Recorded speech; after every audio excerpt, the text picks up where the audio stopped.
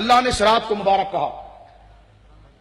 کچھ لوگ ایک تاثر دیتے ہیں اور کہتے ہیں جی مبارک صرف مکہ اور مدینہ ہے اور قرآن ہے، اس کے علاوہ کسی چیز کو آپ مبارک نہیں کہہ سکتے.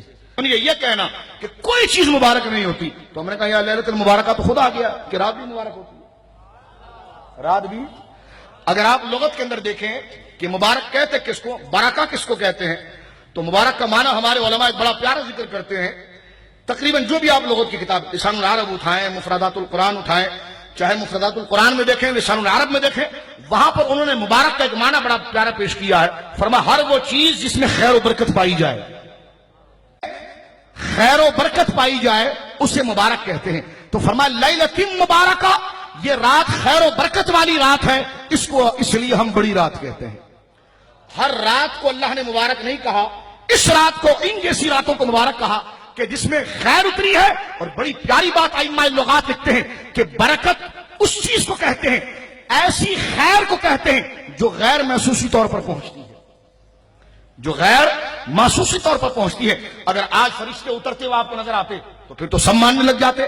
رب کریم برکت غیر محسوسی طور پر اتارتا ہے اور پھر اس کا اعلان کرتا ہے اور پھر یہ دیکھتا ہے کہ کون اس کے ظاہر کو دیکھ رہا ہے یا کون اس کی نسبت کو دیکھ رہا ہے. کون اس کے. ایک دوست کہنے لگا یہ آپ بڑی رات کرتے ہیں تو کیا رات 8 گھنٹے سے کوئی 15 گھنٹے کی ہو جاتی ہے؟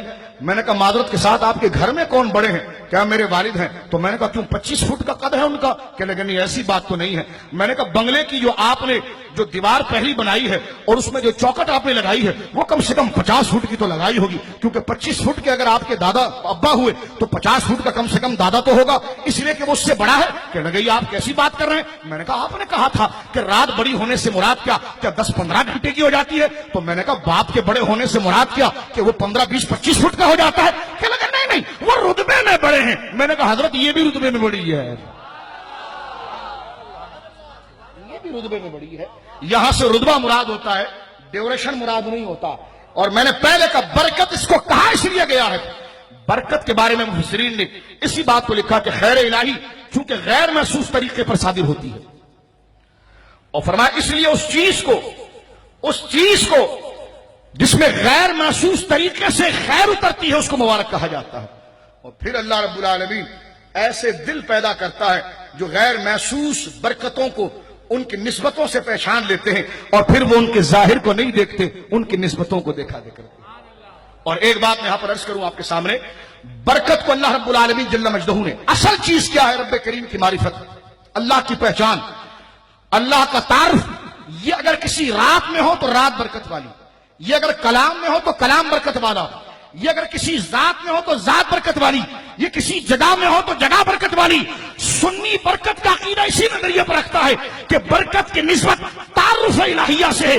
اگر برکت تعارف خدا کا شجر موسیٰ ایک درخت سے ہو جائے تو وہ درخت حضرت موسیٰ کا مقابلہ نہیں کر سکتا، لیکن تعارف کی وجہ سے کہ اللہ کا تعارف اور اللہ کا پتہ اس درخت سے مل رہا ہے تو اس درخت کا ادب حضرت موسیٰ خود بھی کرتے. اور یہ شرک نہیں قرار دیا جاتا. یہ شرک تو کسی معظم ہستی اور کسی بزرگ ہستی کے ادب کو شرک نہیں کہنا چاہیے، اس لیے کہ اس کو خدا نہیں بنایا جاتا، اس کو خدا کی معرفت ہی کی وجہ سے سمجھا جاتا ہے. ولی کو کیوں لوگ پیار کرتے ہیں، ان کے آستانوں کا ادب کیوں کرتے ہیں؟ کہ ان کے ذریعے خدا کی معرفت ملی ہے، ان کے ذریعے خدا کی بولی ہے. تو خدا کی معرفت اصل شے ہے. اگر وہ کلام کے ذریعے ملے تو کلام برکت والا، جس رات میں ملے تو وہ رات برکت والی، جس دن ملے وہ دن برکت والا. اس لیے آپ قرآن مجید میں دیکھتے ہیں. اور میں آپ کو ایک بات بتاؤں، کہتے ہیں کہ برکت تو ذات میں ہو ہی نہیں سکتی، ذات میں برکت نہیں ہو سکتی. ہم نے کہا یہ بھی ظلم ہے. سورہ مریم میں آپ دیکھیے اللہ رب العالمین کے پیارے محبوب حضرت عیسیٰ خود کہتے ہیں وجعلنی مبارکا انی عبداللہ آتانی الکتاب وجعلنی نبیا وجعلنی مبارکا. میں اللہ کا بندہ ہوں، اللہ نے مجھے کتاب دی ہے، مجھے نبی بنایا. کہ جب نبی مجھے بنایا، نبوت کا فیض مجھے رکھا، تو نبوت کا مقصد اللہ کی معرفت ہوتی ہے. تو جب مجھے نبوت سے نوازا تو میرے گوشت پوشت کو بھی خدا نے برکت کر دیا ہے. صرف میرا پیغام برکت نہیں ہے، میری تبلیغ برکت نہیں ہے. وجعلنی مبارکا، میں سر کے پاؤں سے، سر کے بال سے لے کر پاؤں کی ایڑی تک برکت بن گیا ہوں. کیوں؟ اس لیے کہ میری تعلیم برکت والی ہے. تو جس کے ذریعے خدا کی معرفت ملی وہ بھی برکت والا ہو گیا. اور برکت پر میں ایک روایت اور پڑھ دینا چاہتا ہوں، یہ بخاری شریف کتاب التفسیر میں ہے، یہ صحابہ کا بھی عقیدہ آپ کو سمجھ میں آ جائے گا۔ بخاری شریف کتاب التفسیر سورہ المائدہ، سورہ المائدہ کے اندر یہ روایت موجود ہے، اور حدیث نمبر اس کا 4608 اور 4607۔ سرکار دو عالم ایک سفر میں تشریف لے گئے، میری ماں ام المومنین حضرت عائشہ صدیقہ کا ہار کھو گیا۔ وہ ہار ایک اونٹنی کے نیچے تھا، وہ ہار ایک اونٹنی کے نیچے تھا۔ سرکار علیہ الصلوۃ والسلام کو علم ہے رب کی جانب سے، لیکن آیات تیمم اترنے والی ہیں، آیات تیمم اترنے والی ہیں۔ سرکار دو عالم صلی اللہ علیہ وسلم نے صحابہ سے کہا کہ پانی تلاش کرو۔ پانی کی تلاش میں نماز کا وقت آیا، لیکن پانی نہ ملا۔ اس وقت سورہ المائدہ سے تیمم کی آیت اتری۔ پہلے تیمم کا کسی کو پتا بھی نہیں تھا، یہ تھا کہ بھائی پانی لو اور وضو کرو۔ اب یہ پہلی دفعہ ہوا کہ جناب پانی مل نہیں رہا، ڈھونڈ ڈھونڈ کے تھک گئے، سفر کر کر کے تھک گئے، اب نماز تو پڑھنی، نماز جائے گی تو گناہ ہوگا، اب کوئی نرمی کیسے ہوگی؟ تو وہ نرمی میری ماں سیدہ عائشہ کے اس واقعے سے ہو گئی، اور وہ آیت تیمم کو اتر گئی کہ چلو ٹھیک ہے تمہیں پانی نہیں ملا تو پھر پاک مٹی سے تم تیمم کرو، ایک ضرب اپنے چہرے کے لیے لگاؤ، ایک ضرب اپنے ہاتھ کے لیے لگاؤ۔ تو جو قدر والے لوگ ہوتے ہیں، جو اللہ کی عبادت کی قدر جانتے ہیں، ان میں حضرت اسید بن خدیر وہ آگے آئے اور حضرت ابوبکر کے ہاتھ کو پکڑ کے کہنے لگے واہ ابوبکر، واہ ابوبکر، اگر یہ آیت نہ اترتی تو پھر ہماری نمازوں کا کیا ہوتا؟ پانی کے لیے ہم کیا کرتے، کتنی مشقت تھی، اور تمہارے گھر والوں کے صدقے اللہ رب العالمین نے یہ آیت اتار دی ہے۔ تو جو جملہ سرکار کے سامنے حضرت اسید بن خدیر نے کہا وہ یہ تھا، پہلے تو انہوں نے یہ ارشاد فرمایا کہ لقد بارک اللہ للناس فیکم یا آل ابی بکر،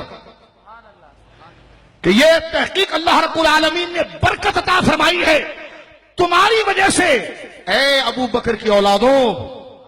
فرمایا وانتم الا برکۃ لہم، ابو بکر تمہارا اور تمہارے بچے بچے کا وجود اسلام کے لیے برکت ہے۔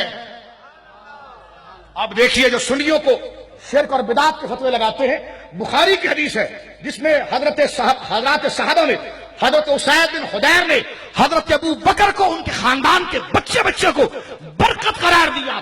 تو برکت صرف قرآن نہیں، جس سے خدا کی رحمت مل جائے وہ صاحب برکت ہو جاتا ہے۔ بولیے سبحان اللہ۔ اور اس میں ایک اور جملہ اس سے پہلی والی حدیث میں بڑا عجیب ہے۔ حضرت اسید بن خدیر سے کسی نے کہا واقعی میں تم نے صحیح کہا اے اسید تم نے صحیح کہا کہ ابو بکر کے گھرانے کے صدقے ہمیں یہ برکت مل گئی۔ تو آپ نے جواب پتہ ہے کیا دیا؟ فرمایا ما ہی باول ببرکتکم یا انا ابی بکر، یہ کوئی پہلی برکت ہے جو ابو بکر کے خاندان سے مل رہی ہے ہمیں؟ کہ یہ کوئی پہلی برکت ہے جو ابو بکر کے خاندان سے مل رہی ہے ہمیں؟